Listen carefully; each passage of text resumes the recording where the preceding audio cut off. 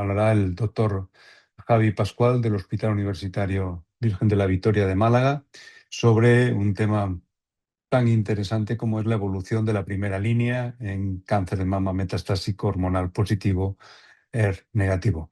Cuando quieras y muchísimas gracias por tu charla, Javi.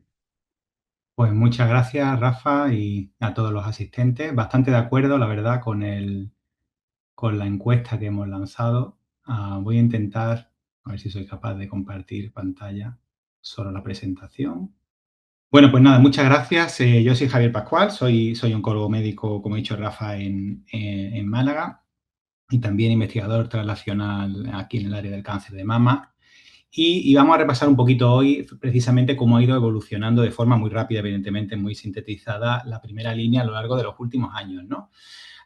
Independientemente de que hay algún ensayo que puede poner esta afirmación un poco en entredicho en algunas situaciones, yo creo que podemos asumir que de forma estándar este es un poco el paisaje al que nos enfrentamos para la mayoría de las pacientes hoy en día en primera línea de tratamiento de cáncer de mama metastásico luminal, ¿no? Receptor hormonal positivo, HER2 negativo. Sabéis que un poco el cambio, entre comillas, de paradigma se produce más o menos, pues hace ya prácticamente 10 años, ¿no?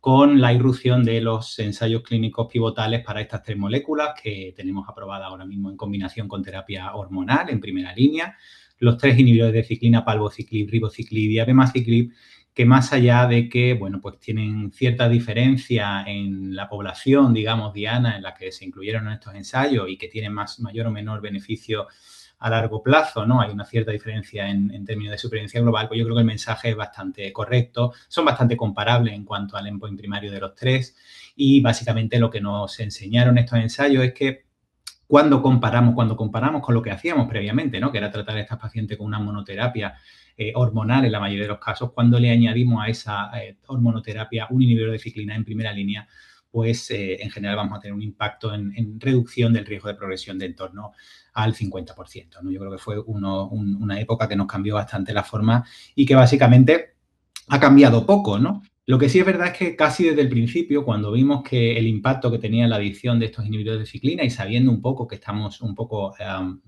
impactando, digamos, en el ciclo celular, ¿no? Y sabiendo que hay tanta ciclina dependiente de quinasa y tanta, digamos, ciclinas y proteínas, ¿no? Que tienen algo que decir o que forman parte de esa transición, ¿no? A lo largo de las distintas fases del ciclo celular, pues desde el principio, en un intento un poco de optimizar y de hacer más eficiente quién realmente necesitaba estos inhibidores de ciclina y quién no, pues se hizo desde el principio mucha investigación translacional en el área de biomarcadores, ¿no? Buscando, sobre todo con la idea de buscar mecanismos de sensibilidad o de resistencia para estos inhibidores de ciclina. Y la verdad es que no hemos sido, en general, muy prolíficos en este sentido, al menos desde el punto de vista de las mutaciones que ya en aquel momento presuponíamos que tenían una accionabilidad potencial, ¿no? Y, digamos, una importancia en cáncer de mama luminal metastásico, como pueden ser las mutaciones en SR1, en PI3K, entre otras, pues intentó ver un poco si esto impactaba un poco en la decisión de tratar a esta mayoría de las pacientes con esa combinación de terapia hormonal y inhibidor de ciclina, y la verdad es que en general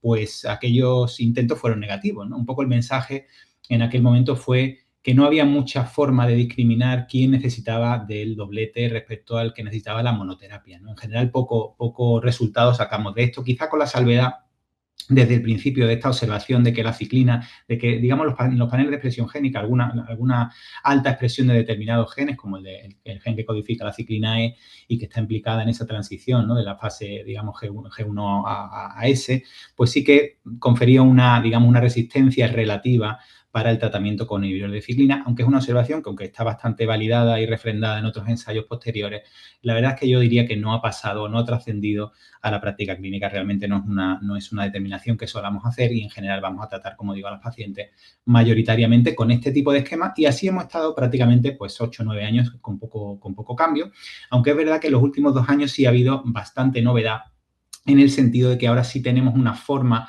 de discriminar al menos una parte de la población en primera línea que sí que puede ser subsidiaria a una intensificación de tratamiento, ¿no? Hablamos sobre todo de los resultados del ensayo INAVO 120. El INAVO 120 es un ensayo que selecciona pacientes que vamos a considerar hormonoresistentes con una definición que básicamente es que la paciente progrese en curso de terapia hormonal adyuvante o que lo haga inmediatamente en los 12 meses posteriores a terminarlo, y específicamente en la población PI3K mutada, ¿no? Sabéis que la mutación PI3K es una mutación bastante habitual en cáncer de mama metastásico, prácticamente afecta entre el 35 y el 40% de las pacientes, y a estas pacientes, como digo, hormonoresistentes y PI3K mutadas, que supone una minoría, por supuesto, de las pacientes, pues sí que hemos comprobado en el ensayo INAVO 120 que tratarlas con el triplete de palbociclib, fulvestrant y inavolisib, pues realmente sí que tiene un impacto en supervivencia libre de progresión y también impactando en supervivencia global, hasta el punto que realmente pues ha cambiado un poquito las recomendaciones de las guías clínicas, y digamos que el resumen general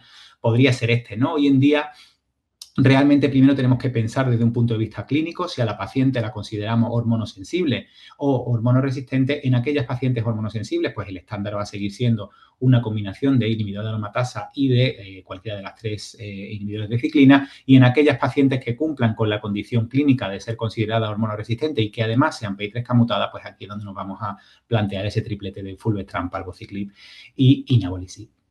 Quitando esta mención al INAVO 120, la verdad es que ha habido mucho trabajo también en la última década en materia de biomarcadores, intentando un poco mejorar la situación de estas pacientes. Sabéis que las pacientes con cáncer de mama luminal metastásico, en general, por comparación con los otros subtipos, pues habitualmente hablamos de que tienen, digamos, una historia natural relativamente más indolente y que generalmente se traduce en una mayor supervivencia global, pero sobre todo está definido por ese periodo, digamos, inicial de hormonosensibilidad, donde pues somos bastante exitosos en la mayoría de las ocasiones en ese tratamiento combinado, ¿no?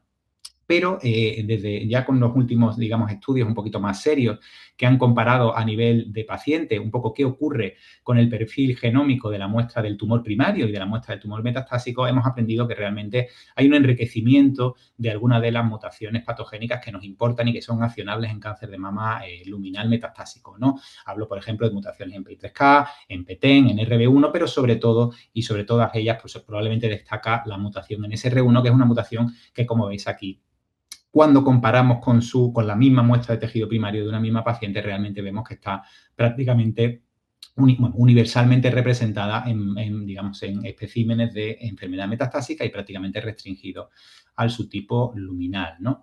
Bueno, ¿y qué es el gen, qué son las mutaciones SR1? No voy a entrar en detalles especialmente técnicos. Yo creo que probablemente luego con la exposición de la doctora Vivanco vamos a aprender un poquito más, bueno, pues un poco cómo detectarla, ¿no? Y cuáles son las particularidades desde el punto de vista técnico, ¿no? De su detección. Pero bueno, que sepáis que es una mutación que evidentemente sabemos que codifica el receptor de estrógeno y que tiene la particularidad de que, dependiendo un poco de dónde miremos, ¿no? Pero en torno al 35, 40, 45% de las pacientes pretratadas en situación metastásica, pues pueden desarrollar una mutación que generalmente la vamos a encontrar en este dominio que veis ahí celeste, ¿no? Del gen, que se llama pues el dominio de unión a ligando, y que en general lo que va a condicionar es una activación constitutiva del receptor. Deja de ser, digamos, sensible a mayores o menor concentración de estrógeno y en general pues se va a mantener activo continuamente y un poco pues incentivando, digamos, esa vía de proliferación a través de la vía del receptor de estrógeno, ¿no? Voy a comentar rápidamente cuál ha sido la historia del SR1. Yo siempre me gusta poner esta serie de varias diapositivas que os pongo a continuación, sobre todo porque me parece bastante bonito un poco ver que toda esta historia del SR1 realmente ahora nos suena cada vez un poquito más, pero no hace tanto, realmente hace como 12 o 13 años que empezó todo. Y yo creo que ilustra muy bien ese ecosistema que cada vez es más habitual, ¿no? De esa simbiosis un poco de los servicios clínicos con los laboratorios de biología molecular realmente pegados a los hospitales, ¿no? Porque la historia de SR1, desde que se observa por primera vez hasta que ya hoy en día tenemos terapias diana, digamos, para esta población específica, con beneficio para las pacientes, realmente se ha producido en un entorno bastante hospitalario, ¿no? Realmente no ha sido en laboratorios, digamos, especialmente separados de la práctica clínica, sino que ha sido un poco una simbiosis, ¿no? La primera observación, al menos la primera de la que yo tengo constancia, pues se produce en la publicación del Nature Genetics, aquí en 2013, ¿no? En Nueva York. Realmente el Memorial pues tuvo la fortuna un poco de ser una de las primeras grandes instituciones que constituyó un biobanco de muestras de tejido metastásico, ¿no? De mama metastásico. Y fijaos aquí con qué poco, ¿no? Solamente con 22 pacientes de su cohorte de enfermedad metastásica, cuando compararon un poco con el TCGA, ¿no? Que sabéis que es el repositorio un poco de acceso público, ¿no? Que está prácticamente enriquecido con muestras de tumor metastásico, ¿no? Muchas de mama, 507 pacientes en aquel momento. Pues fijaos con qué poco se dan cuenta ya de que hay un grupo de mutaciones que realmente tienen una sobrerepresentación en la muestra metastásica, en concreto destacando digamos, las mutaciones en SR1. Y cuando se van a ver un poco el perfil clínico, digamos, de estas 9 pacientes que testaron positivas para SR1 en aquel momento, aquí hablamos de una secuenciación de tejido, ni siquiera estábamos hablando entonces de biopsia líquida ni de plasma, ¿no? Se dan cuenta de que estas pacientes realmente todas ellas han tenido una exposición previa a terapia hormonal, en concreto a combinaciones de inhibidores de aromatasa con tamoxifeno, ¿no? Y bueno, de ahí surge un poquito la idea de que probablemente esa primera observación desde el principio ya indicaba que probablemente la exposición previa a terapia hormonal constituía digamos, un factor clínico relevante para la adquisición de estas mutaciones, que eran prácticamente homogéneas en enfermedad metastásica, ¿no? Inmediatamente en el mismo hospital, ¿no? Ya se ponen un poco el laboratorio de Sarah Chandalapati, ¿no? Y también con Baselga, ¿no? Pues se van un poco a validar esta primera observación sobre muestras, ahora sí, de plasma de pacientes digamos, que se habían reclutado en el ensayo clínico fase 3 Bolero 2, que era un ensayo, si recordáis, que comparaba una monoterapia hormonal con exemestano verólimo, y ya desde aquel momento se dan cuenta de que realmente aquellas pacientes que presentaban una mutación, ahora ya sí mirado en PCR digital, en muestras de sangre, ¿no? Pues aquellas pacientes realmente tenían un peor pronóstico, ¿no? Una peor supervivencia global y una segunda observación ya desde el primer momento de dos cosas que hoy en día conocemos algo mejor, ¿no? Primero, que es relativamente habitual que una paciente cuando tiene una mutación de SR1 no lo tenga solamente,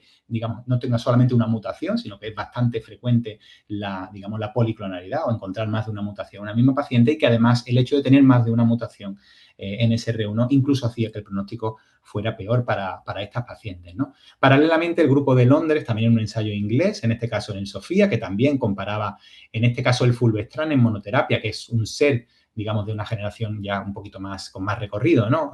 Versus el fulvestrán con el anastrozol, pues realmente esta observación de que las pacientes que tenían en sangre una mutación en SR1 iban peor, pues se validó rápidamente, ¿no? Veis ahí en la curva A, en la de la izquierda, que realmente eran pacientes con mal pronóstico, pero además digamos que fue un estudio que nos empezó a hablar de que probablemente los SERS, en este caso no eran SERS orales, ¿no? Sino era, como digo, con fulvestrán, pues que podían hacer quizá una terapia dirigida específica para este grupo de pacientes SR1 mutados, ¿no? Veis ahí que las gráficas, que las pacientes, digamos, que se trataban con ese mestano realmente iban muy mal y que en aquellas pacientes mutadas realmente esa falta de beneficio se rescataba parcialmente, al menos, con el tratamiento de fulvestrán, ¿no? Y en aquellos años también se hizo bastante hincapié un poco en analizar las muestras translacionales las muestras de sangre, digamos, que de los ensayos pivotales de ciclina de los que os hablaba antes, ¿no? En concreto, se hizo bastante esfuerzo en las muestras de sangre del ensayo Paloma 3 y una de las observaciones que a veces en aquel momento pasó un poco desapercibido, pero yo creo que es bastante ilustrativo es esta figura que os muestro aquí, ¿no? Que básicamente lo que nos enseñó es que aquellas pacientes que habían tenido una adquisición de una mutación en SR1 eran precisamente las pacientes que habían tenido una mediana de supervivencia libre de progresión durante el tratamiento hormonal del ensayo mayor, ¿no? Y esto es una cosa bastante, digamos, contraintuitiva, porque en general en oncología estamos habituados a que que un biomarcador, digamos, que confiere un pronóstico adverso a las pacientes, pues realmente primero que lo presente desde el principio y en general que esas pacientes vayan especialmente mal, ¿no? Pero aquí se nos mostraba esa idea, ¿no? De que es, por una parte, un biomarcador que se adquiere en aquellas pacientes que han recibido tratamiento hormonal, pero tienen que tener un cierto perfil de hormonosensibilidad previo para, digamos, haber estado expuestas un tiempo más prolongado a terapia hormonal y esas pacientes que habían tenido mayor exposición al tratamiento hormonal eran precisamente aquellas que tenían mayor probabilidad de adquirir la mutación, ¿no? Eso es digamos que es un dato que luego posteriormente se ha refrendado también, ya no solo en el paso de la primera a la segunda línea de tratamiento, sino que es una observación que también hemos podido identificar con respecto al tiempo de exposición a terapia hormonal adyuvante, ¿no? Estos son datos del estudio Registén, ¿no? De GEICAM, que básicamente habla de lo mismo, pero en un contexto de primera línea, ¿no? Si veis aquí, las pacientes que han tenido una resistencia endocrina primaria en curso de terapia hormonal adyuvante, o sea, aquellas pacientes que progresan durante los 2 primeros años de tratamiento hormonal adyuvante van a tener una tasa de positivización en primera línea de en torno al 10% y va creciendo a medida que la paciente pues, ha tenido mayor exposición, ¿no? Hasta el punto de que aquellas pacientes con resistencia hormonal secundaria, pues ya adquieren una tasa del 17% de pacientes basalmente mutadas en primera línea, ¿no? Y esto tiene una traducción, evidentemente, clínica, porque si veis aquí luego, cuando vemos qué ocurre en términos de supervivencia libre de progresión durante la primera línea de tratamiento de estas pacientes en función de que tengan la mutación o no, pues veis ahí que realmente las pacientes mutadas tienen digamos, una supervivencia libre de progresión pues significativamente más corta que aquellas que no son mutadas, ¿no? Bueno, hasta aquí todo bien. Realmente, bueno, pues es un biomarcador que ya desde hace tiempo conocemos con esta, digamos, esta faceta de servir un poco de biomarcador negativo, ¿no? Para seguir tratando a las pacientes con terapia hormonal clásica, ¿no? Con hidrodermatasa al menos, ¿no? Pero, digamos, en los últimos años ha adquirido una nueva utilidad clínica en el sentido de que empezamos a ver que nos identifica pacientes que tienen una relativa sensibilidad a nuevas familias de terapia hormonal, ¿no? Sobre todo se ha explotado mucho este concepto con los nuevos serorales, que es un poco lo que vamos a ver a lo largo del día de hoy, pero bueno, parece que la señal se mantiene también con los PROTACs, ¿no? Y también potencialmente con otras nuevas familias de tratamiento hormonal que iremos viendo un poquito a lo largo de los próximos años seguros, ¿no?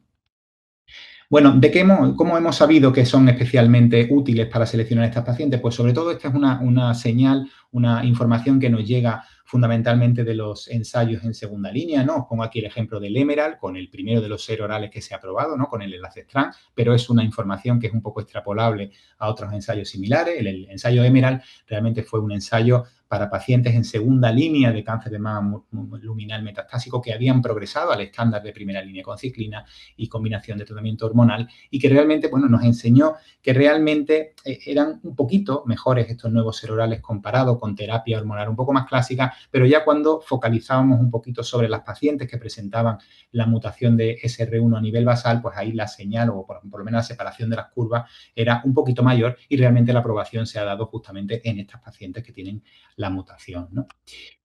Y bueno, un poco con ese racional, pues como en general se hace en el mundo de los ensayos clínicos en oncología, pues se ha intentado ver un poco qué ocurre si intentamos introducir esta nueva familia de ser orales en primera línea directamente en combinación con ciclina, ¿no? Digamos, sustituir el estándar normal de primera línea cambiando la terapia hormonal clásica por alguno de estos nuevos ser orales.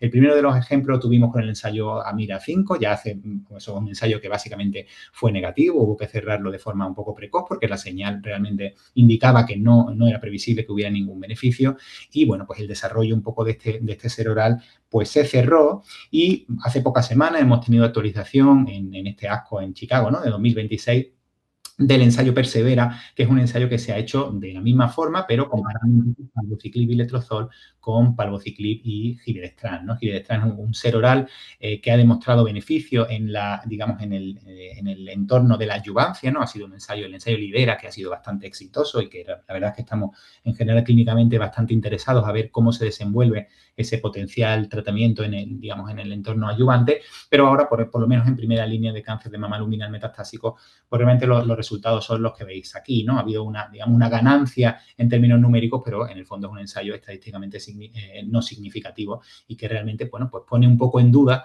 que tratar a las pacientes con un ser oral desde el principio, ¿no? Como frontline therapy, digamos, en combinación con ciclina, pues probablemente va a ser una estrategia que no está del todo clara si es algo que tengamos que seguir un poco explotando, ¿no? Falta un poco, veis aquí también un poco el análisis de subgrupos, que realmente tampoco ayuda mucho a seleccionar específicamente a una población, ¿no? Como digo, el ensayo Persevera, pues es un ensayo negativo, ¿no? Queda un poco por ver qué ocurre con otro ser oral, ¿no? En este caso con el Camizestrant, del que luego hablaremos en el ensayo Serena 6, pero el ensayo Serena 4 básicamente sigue la misma estela, ¿no? Esa comparación directa entre palbo y un inhibidor de aromatasa, en este caso el anastrozol, contra Camizestrant y palbociclib, y bueno, aprenderemos o veremos seguramente en los próximos meses un poco los primeros resultados de este ensayo, y a ver, bueno, pues a ver si hay alguna señal ahí que no lo ha habido en el AMERA 5 y en el Persevera. Bueno, y voy a pasar ahora, sobre todo, digamos, a intentar repasar rápidamente un poco qué ocurre con este concepto, ¿no? Que estamos empezando a entender, digamos, un concepto de optimizar la primera línea de tratamiento endocrino a lo largo de la primera línea de tratamiento, ¿no? ¿Cuál es el racional, digamos, para que estemos hoy hablando un poco de cómo potencialmente optimizar esta primera línea? Bueno, pues realmente, después de todo lo que hemos visto, ¿no? De este racional del SR1, pues realmente surge un poco de un ensayo académico, en este caso un ensayo francés, multicéntrico, liderado un poco por el grupo Unicáncer, el ensayo Padawan, que sigue, la verdad es que tiene un diseño pues, bastante atractivo y bastante rompedor con respecto a otros ensayos que hemos, pues, un poco más tradicionales, por así decirlo, ¿no? El ensayo Padawan, básicamente, lo que hizo fue seleccionar a pacientes que estaban en curso de tratamiento estándar en primera línea, ¿no? Con lo que hemos dicho, una combinación de inhibidor de aromatasa y, en este caso, palbociclib, y a las pacientes se le iban monitorizando en sangre cada 2 o 3 meses con muestras de sangre, con biopsia líquida, en este caso con PCR digital, para ver si aparecía o no, si se adquiría o no una mutación en sangre en SR1. En aquellas pacientes en las cuales se identificaba la mutación, pero cuando se le hacía su escáner, digamos, cuando le tocaba, no habían tenido una progresión radiológica, pues pasaban a la segunda fase del ensayo en las cuales se randomizaban el 50% de las pacientes, permanecían exactamente igual y el otro 50% de las pacientes se cambiaba el partner hormonal de inhibidor de aromatasa a fulvestrant y se esperaba a ver hasta cuánto tiempo estaban en tratamiento hasta que se producía la progresión radiológica o clínica, ¿no? Por si hay algún no clínico, por ahí, digamos, en la sala, que sepáis que, bueno, en general en oncología, pues normalmente siempre, digamos, optaremos por un cambio en la estrategia de tratamiento cuando se produzca una progresión radiológica, ¿no? En general, las pacientes cuando empeoran clínicamente, cuando se ponen más malitas, en general lo que se traduce la mayoría de las veces en un empeoramiento radiológico, ¿no? Y ahí es donde generalmente vamos a optar por dejar de hacer lo que estábamos haciendo y empezar con algo nuevo, ¿no? Y aquí un poco se introduce esa diferencia de que realmente la adaptación del tratamiento se empezó a plantear cuando hay una alteración molecular, pero aún no ha habido una progresión radiológica, ¿no? Veis abajo un poco las curvas, tanto para PFS1, ¿no? Cuando se produce la primera progresión radiológica, como para PFS2, cuando se produce la segunda. Y, bueno, pues es un ensayo que parece indicar que actuar, digamos, ante la progresión molecular, pues puede tener un impacto a largo plazo en las pacientes, ¿no? Y en base a ese racional, pues se diseñó el ensayo clínico Serena 6, que básicamente sigue el mismo concepto, ¿no? De monitorizar cada 2 o 3 meses, en este caso con un panel comercial un poquito más amplio, ¿no? Con el panel Guardant 360, y ver un poco en esas pacientes que llevaban al menos 6 meses de tratamiento con cualquiera de los 3 inhibidores de ciclina, pues ir nuevamente monitorizando cada 2 o 3 meses a la vez que se hacía, digamos, la evaluación por TAC, y en aquellas pacientes en las cuales se adquiría la mutación pero no había progresión radiológica, pues nuevamente se randomizaban 1 a 1, en este caso a continuar inhibidor de aromatasa o a cambiar el inhibidor por camizestrant, siguiendo con el mismo inhibidor de ciclina que tenían de base, ¿no? ¿Cuál es la particularidad un poco, lo distinto un poco con respecto al Padawan? Pues esa introducción un poco del camizestrant, ¿no? Que es uno de los nuevos serorales y que básicamente se seleccionó, entre otras cosas, por lo que veis aquí, ¿no? Porque teníamos los resultados del Serena 2, donde ya habíamos demostrado que el tratamiento con camizestrant en un contexto de pacientes pretratadas, cuando se comparaba con fulvestrant, realmente era, por una parte, era un tratamiento más activo, más efectivo en las pacientes con mutaciones en SR1 y, evidentemente, también tenía el beneficio de que se trataba de un tratamiento oral. Sabéis que, bueno, el fulvestrant, aunque es un tratamiento relativamente poco tóxico, es un fármaco intramuscular que no deja de ser un poco más incómodo para las pacientes, ¿no? Bueno, ¿y cuáles fueron los primeros datos del Serena 6? Realmente los vimos el año pasado en ASCO, aunque voy a enseñar sobre todo diapositivas de la actualización que hemos tenido un año después, hace 3 semanas, ¿no? Un ensayo que básicamente pues, está muy bien balanceado las dos ramas de tratamiento. Veis ahí que había una mayoría de población posmenopáusica, prácticamente repartido al 50% de las pacientes que tenían afectación visceral o no, y veis ahí que hay un poco una distribución, mayoritariamente pacientes tratadas con palbociclib, pero hay una cierta representación también de pacientes con ribociclib y con abemaciclib. El resultado actualizado del endpoint primario del estudio, que es la supervivencia libre de progresión, digamos, medida por el investigador, veis aquí que es la que veis aquí, ¿no? La hazard ratio de 0,45, pasando un poco de una PFS en el grupo control, donde no se actuaba ante la progresión molecular, de 9,2 meses, versus 16,8 en el brazo experimental en el que se producía ese switch de inhibidores de aromatasa a camizestrant, ahora ya con una mediana de seguimiento de 23,5 meses, ¿no?